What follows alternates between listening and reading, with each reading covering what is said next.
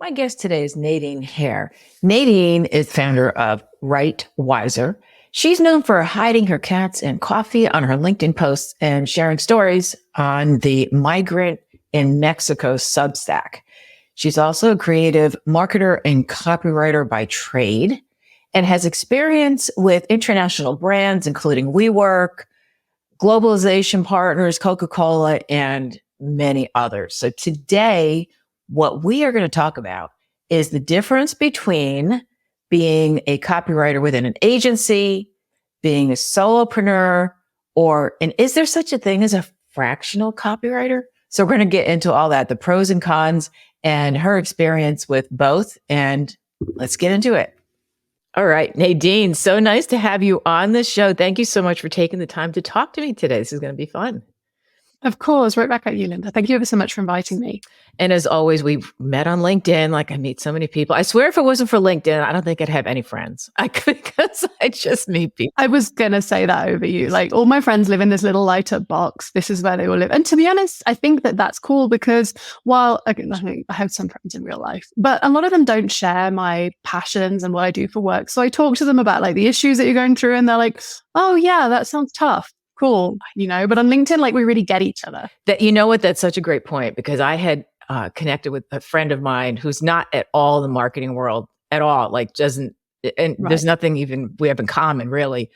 But she contacted me, we were talking on the phone and I said, oh, do you know I have a podcast? And she said, no, what's it about? And I said, well, it's copywriting and marketing. And she very sarcastically said, oh, how fun.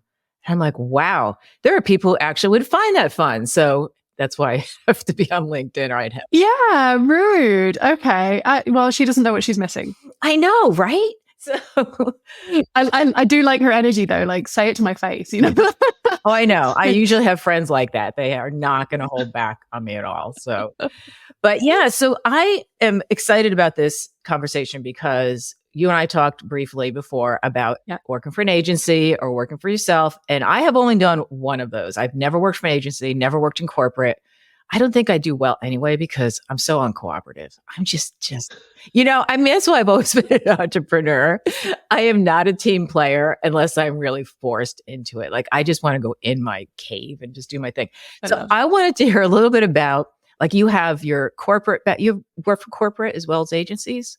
As agencies, yes, exactly. We started talking about this, and because I think my feeling when you said that was like, wow, I wish I'd had that entrepreneurial spirit. And I find myself saying this all the time, especially when I see people on LinkedIn who are like 22 and they're like, got my own little marketing gig. And I'm like, oh, good for you. I wish it had occurred to me to do that, even as a side hustle back then. I think the most that I would have done was like, I was writing like SEO blogs for people who were my ex-employers, but they would come back to me and like give me odd jobs. But that was when I was like 28, like I didn't have any entrepreneurial spirit. So for me, having started in agencies and corporate, that was where I got my start, where I learned a lot. So while I'm appreciative of the learning, I'm with you. I don't play nice with other children, and there's certainly not on the long term. I think the thing is that probably you and I, we have very clear ideas of what's good for a company. And for me, it's very frustrating to see a company doing something that's not good for them. Right. But sometimes you have to kind of let that go when you're in a company in order to get on with your teammates. Yeah. And yeah, that's been my experience. But no, I've been very lucky to tried it all so I can say entrepreneur is the way to go. Really? So even after all that, well, tell me a little bit about, just from someone who's not been in an agency, because I always heard from people who work for agencies that it's very fast paced and it's very there's a lot of meetings. And can you talk a little bit about what is it like to work for an agency? I can sum it up by saying that if I see a job advertisement at the moment, whether it's contract or full time, and it says agency experience required, for me, that's a no. I'm not going to like that. It's going to be tough. It's going to be, fast paced. But I think that I'm quite a fast worker. I actually work very quickly.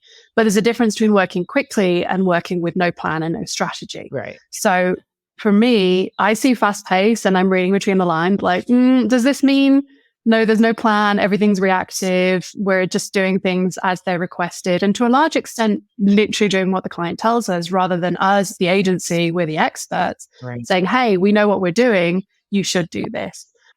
The reason I think that has also been reinforced from being in corporate, hiring agencies, and the way that a lot of people higher up in the marketing realm, the marketing gods, the way they talk about a lot of us creatives, like a copywriter, a designer, a web designer, they talk about us a little bit like we're a production line. And I've literally had people use that line, production line.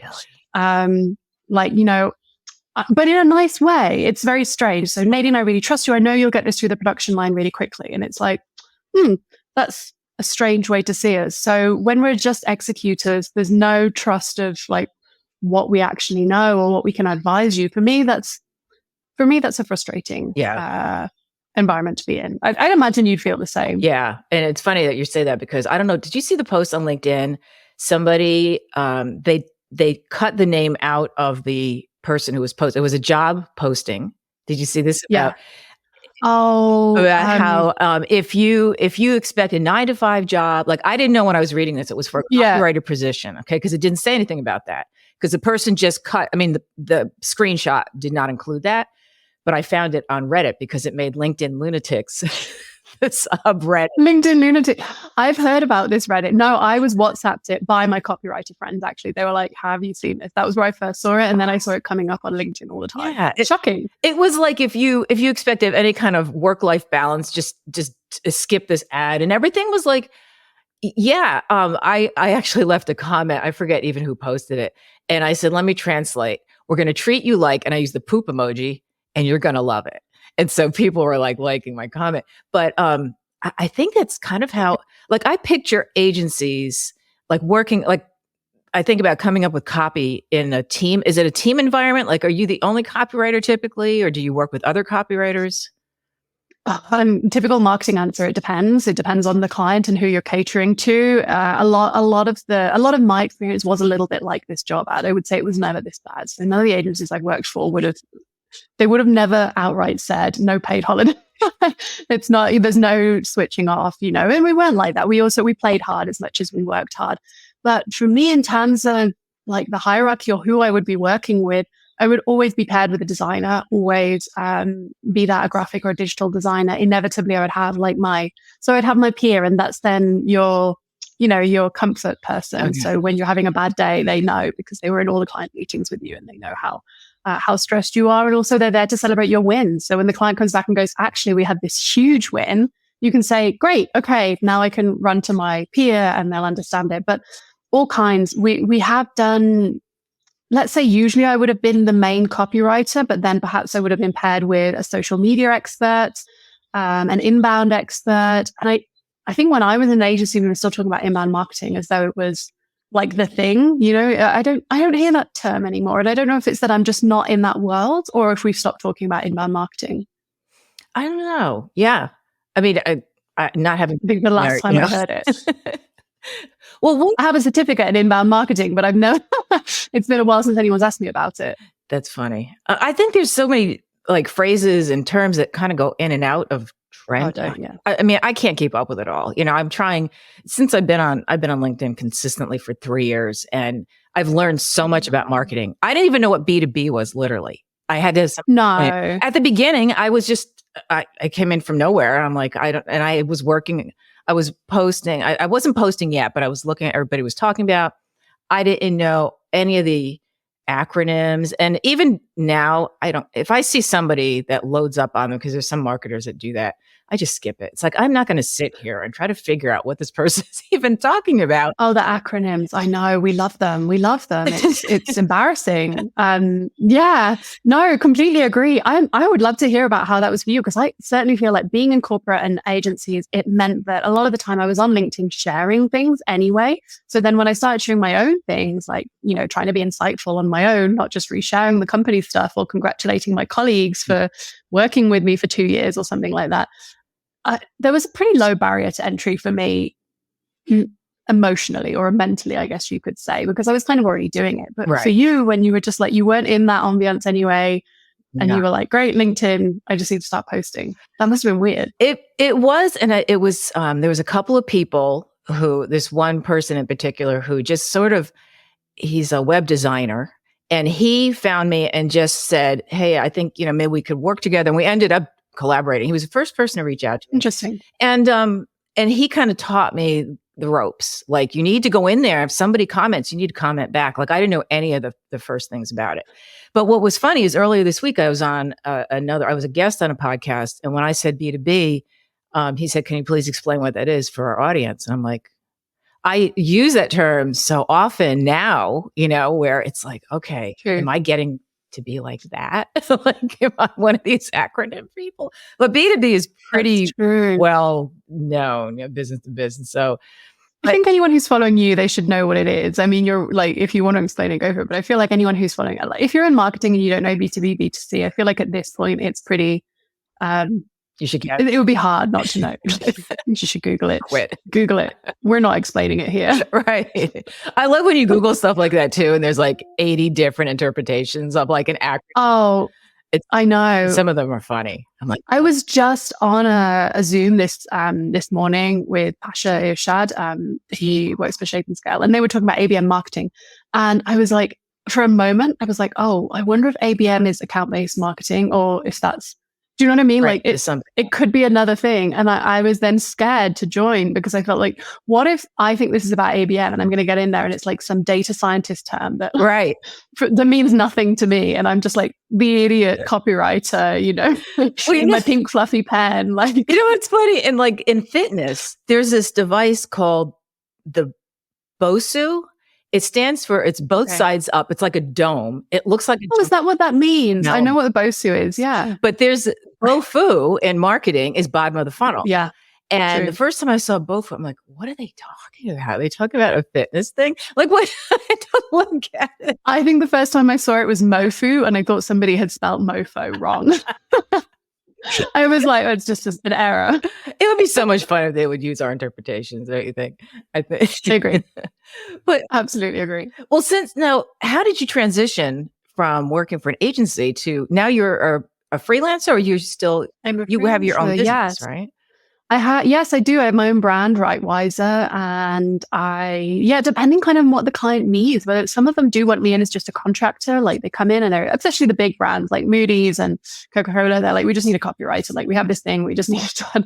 And that's fine. I'm very happy to work like that. But with a lot of smaller clients, especially, budding startups, some brands that have impact driven startups, they need a little bit more strategy. And for me, that's very enjoyable because while I have these clients who just want me to execute and they know what they want, and for me, they usually want like sensible things and it's a delight to execute on it. There are other people who they are quite happy to have the strategy and the guidance, and they want you there and they want to know, like, am I hiring the right kind of person? Is this the right way to go? Should I be putting money into referral marketing or whatever?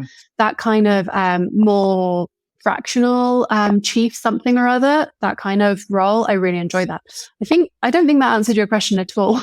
It was part of it. Off on a tangent. You were like, how did I transition? And I was like, I'm going to tell you this other thing. How do I get her to answer my question? No, that's part of it. Yeah. It's actually, you jumped ahead because I was going to ask about that too. But how did you transition? How did I transition? Yeah. So were you working for an agency and you just jumped into working for yourself? Was it gradual? How did that? No, I would say that it was gradual in the sense that I was doing side hustles. So I was doing the odd job for people when they needed it. And a lot of my ex-employers would come to me when they had like a couple of months project. They were like, this is going to be like 10 hours a week or something like that. And we just need somebody to hop in. You don't need to be in the office 9 to 5. That was back when it was very standard to go to the office 9 to 5 or 8 to 6 or whatever. We work very long hours here in Mexico City. But then there was a point where emotionally I switched. I felt I reached the point where I had honestly been made redundant from enough marketing teams. And as like foul swoops were just wiping out 90% of the marketing team or all of them, or the company died, that I just felt like being an employee at this point is so unstable. That was how I felt. And I know a lot of people feel the opposite, that being a freelancer is unstable. For me, I found a lot more financial stability in controlling who and how I work. Yeah. That for me was my transition. So mentally, I was like, I'm not doing this anymore. I'm not doing the one client job. I'm not doing the one full-time employee. It's too much risk to put all my eggs in one basket. Now, that was COVID, things were a little bit unstable, but I don't know if really it's likely to change. That's why I say I envy people like you, Linda, who you actually have been doing this for a while. And for me, I was like, I'm just done. It was I'm done. I'm going rogue. I'm not job hunting anymore.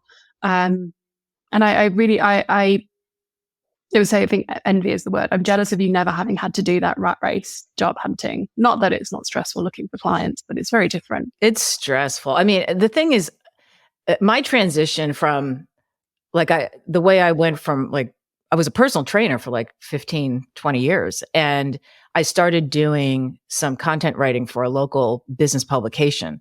And then I realized how much I loved it. And then I could stay home. And at the time, I didn't know I was an introvert. I always considered myself an extrovert because I'm social, but I took the Myers-Briggs test when I was working with a coach, and she diagnosed me as an INTJ, and I argued with her about it. And she goes, the very fact that you're arguing with me means that you are an INTJ, because we're very disagreeable, apparently. Okay. All right. Interesting. So I didn't realize how much it was stressing me out to be working with people day in and day, but I would just be exhausted and I would need a break between every hour.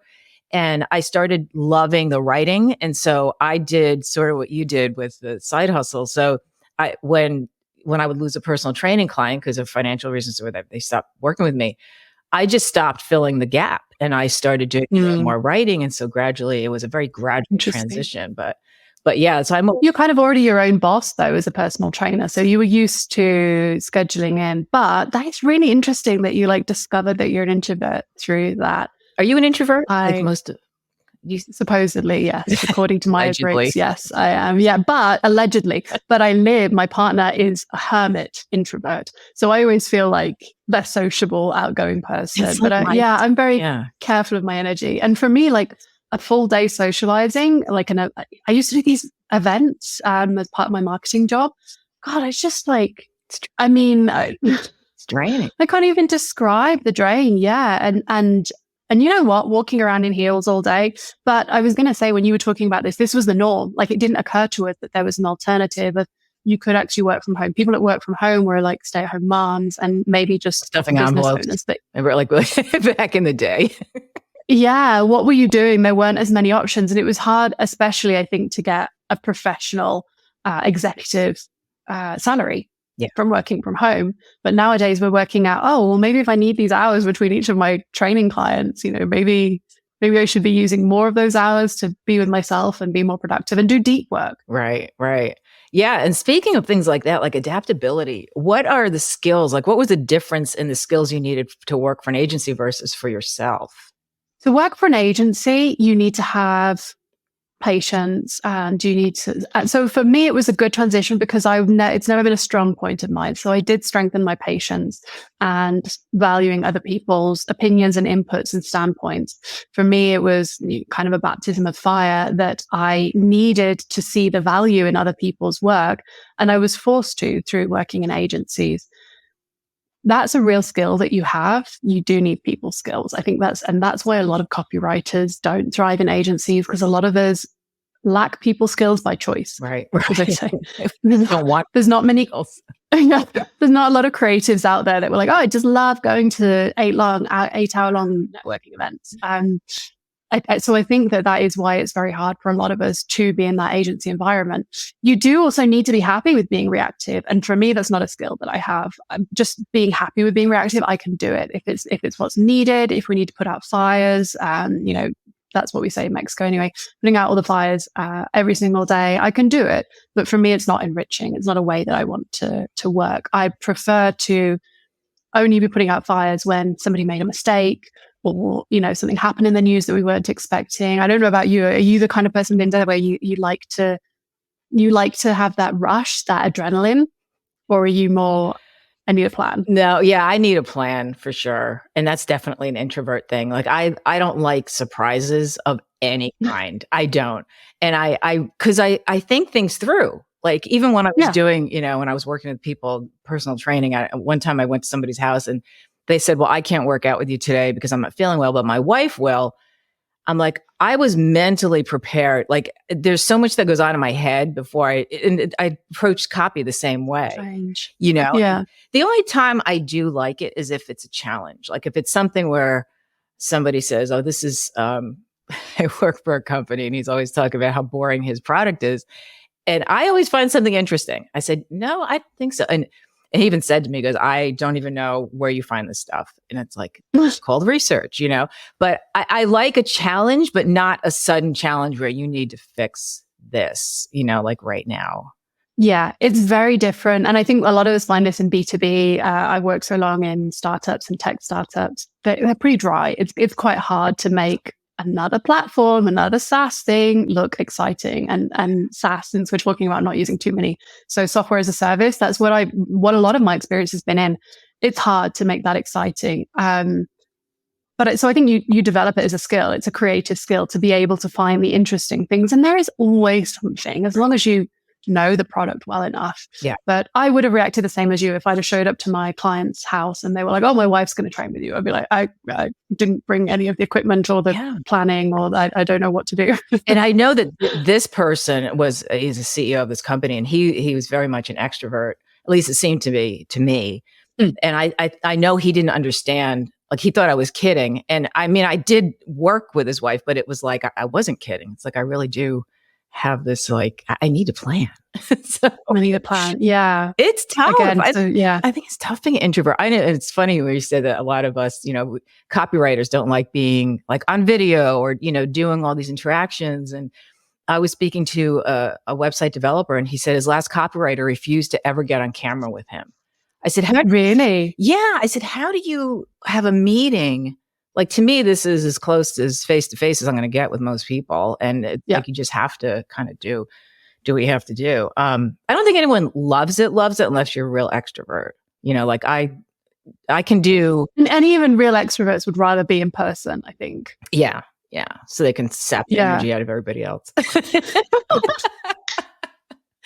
Maybe that's the wrong way to your point about it. the person who would not get on a camera, like, ever. I feel like that's kind of dry. So with a lot of my clients, we will do like the odd camera call, like every couple of weeks when we're like all of us together. But when it's just the two of us, we normally won't put the camera on. But like our first meeting, we would have seen each other on camera. So you understand people's gestures, their expressions. Right. Like, oh, when she uses that tone of voice, she's actually smiling. Right. So she's not being a biatch. Like when she says something in that way, I've seen her and now I know that this is like the way that she jokes. I have to do that a lot because I'm very sarcastic and particularly self-deprecating. So I find this with a lot of Americans. I think they feel like I really dislike myself, but it's my sense of humor. So you have to get to know me a little bit. And I would always, even though I don't love being on camera, Zoom is not like my best friend. I see it as necessary so that the written communication works. Right. Exactly. And that's what's so important. Cause, and my husband and I, we're very self-deprecating. I'm always making fun of myself, and he cracks up. Yesterday, there's on the news about, we're watching some UFO thing, and they were describing this alien gray as being 3 foot tall, and I forget what's going on. And I said, you know what? That sounds like me.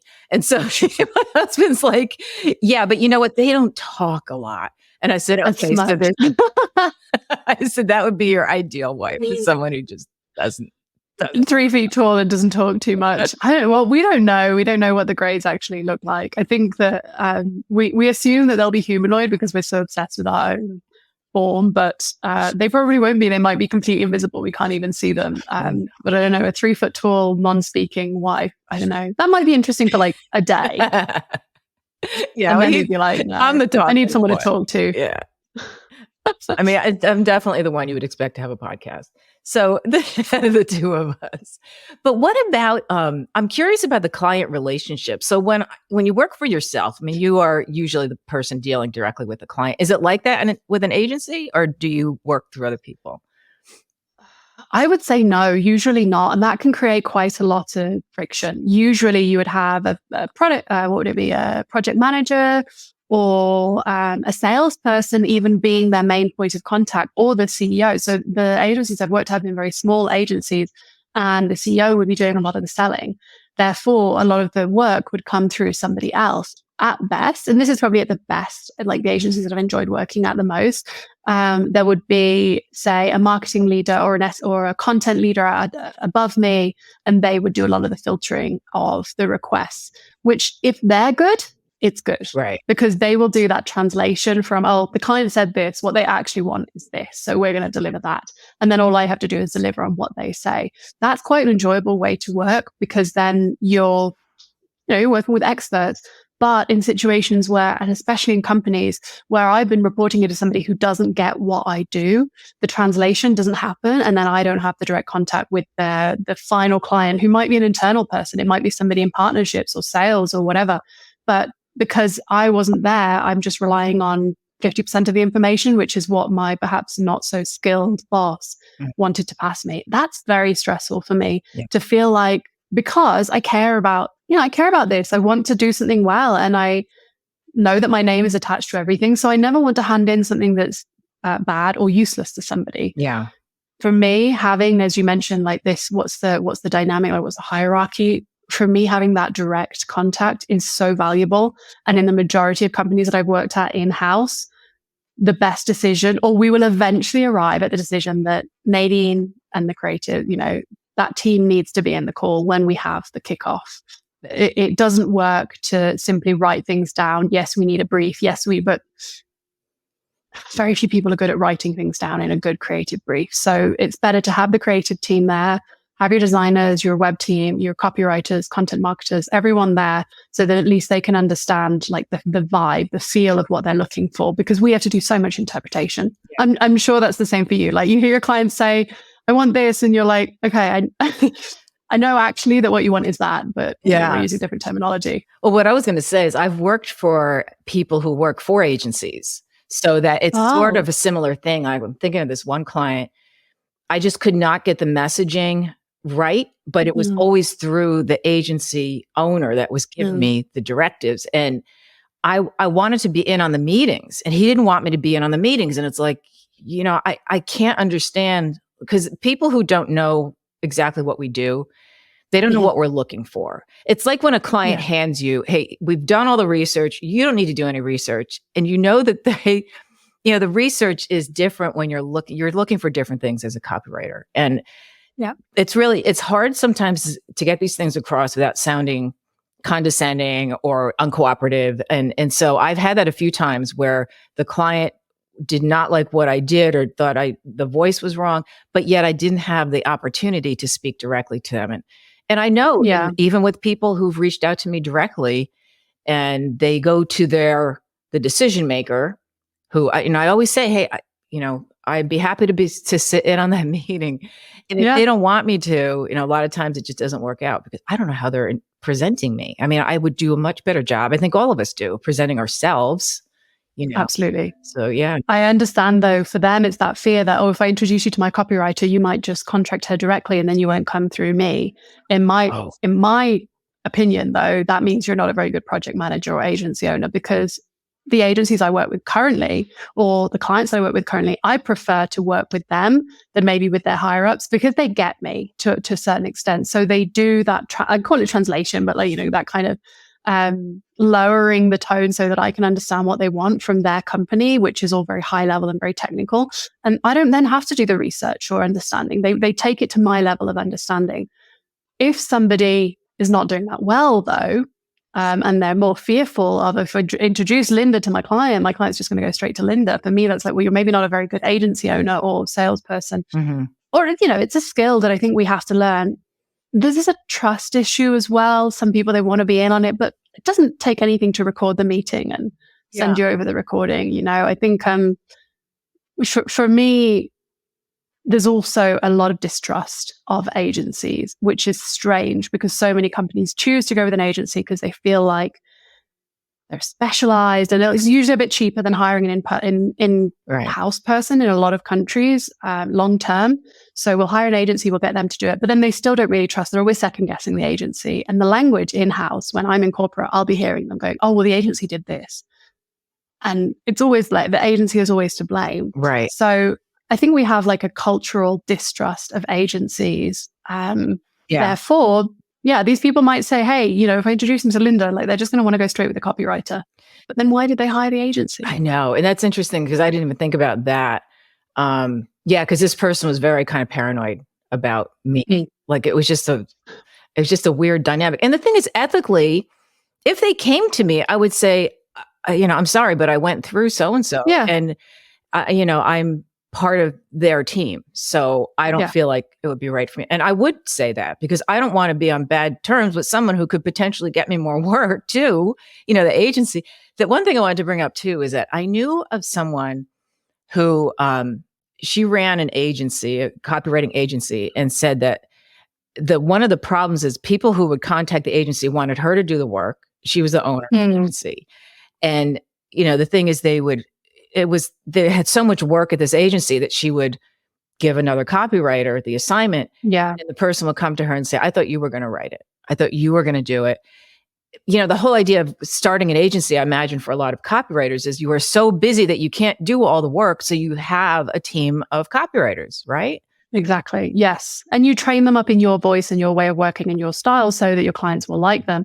I can empathize. For me, this is why Writewiser and I did put it on my website eventually because I wanted it to be clear, like if somebody's writing for you, it's me. That's not to say there isn't a team behind me. I do not do graphic design.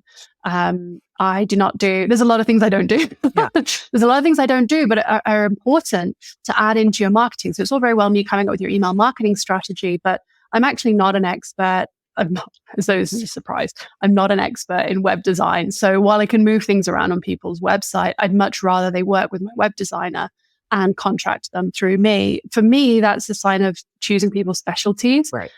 But exactly for this reason, because a lot of people expect that if I contact you, I expect you to be if I contact your company, you're Writewiser and you're Nadine, a copywriter by trade, I expect you to be writing. And for that reason, I've kind of lent into it and said, this is what we're doing. But I would also argue, if you're hiring an agency, not a freelancer, and I guess that's legal reasons, maybe they feel it's a bit safer. Well, if what you want is a freelancer, which is what they're looking for, is I hire you and you do the writing, they should have hired a freelancer. Right. In my opinion. Yeah. Yeah. Yeah. That's a good point. But that's something that was brought up. And I remember thinking, wow, that's, I now you're in a corner because it's like, well, I'm the owner, but what do you do? So this, she ended up doing a lot. It's not like she wasn't revising everything. I'm sure she was checking things to make sure that they were good. So it's strange that they would have had that reaction. But yeah, for exactly that reason, I tend to find that a lot of people, especially through LinkedIn, they contact me expecting me to be the final writer. So knowing that, I'm happy to do the writing. I'm happy to do the strategy. Unless, I don't know, it's health writing, medical writing or something like that. But then I'm pretty transparent about this is going to go to, I can't do medical writing. Yeah. But I know a lot of people. I'm very happy to work with them and I'll manage them for you. And act. And this is why I call myself a chief writing officer, because I often manage other people's freelancers. So I can either do the management for you or I can contract them, like they'll be my contractor.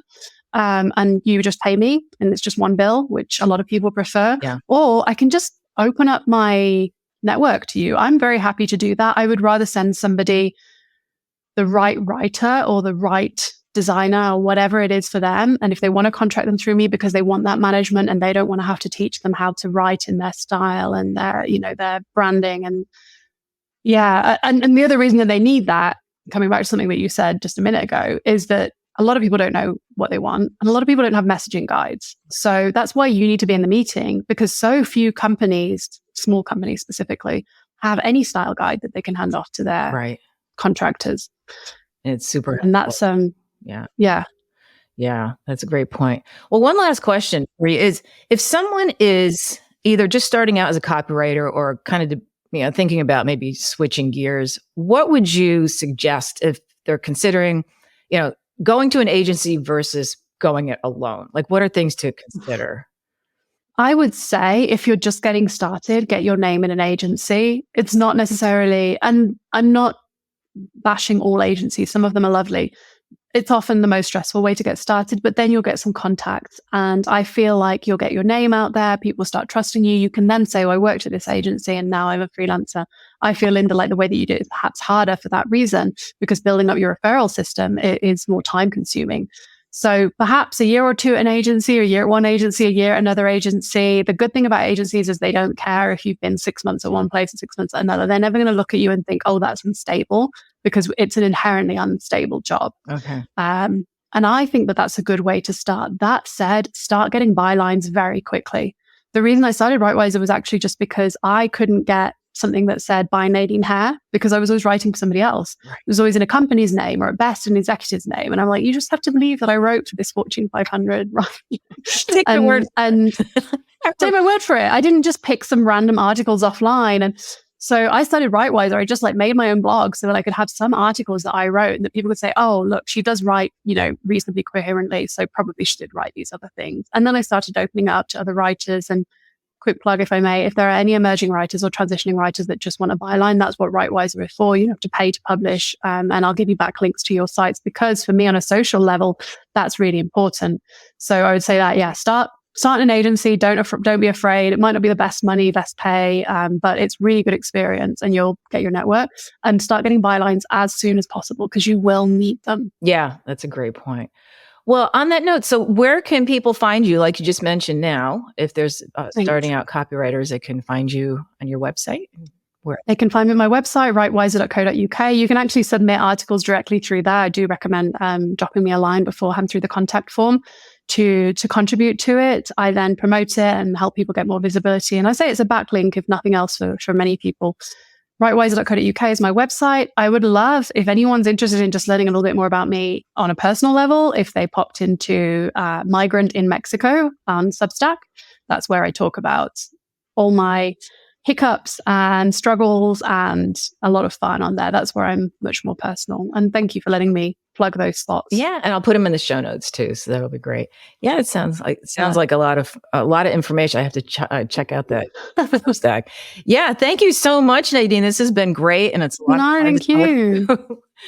No, same. I know we could, and I deliberately held back on the fitness angle, because I know you and I could talk about that for hours. I'm obsessed. But I was like, no, we're gonna stay on topic today. Right. Well, we'll get to that another time. Day. All right. Thanks again.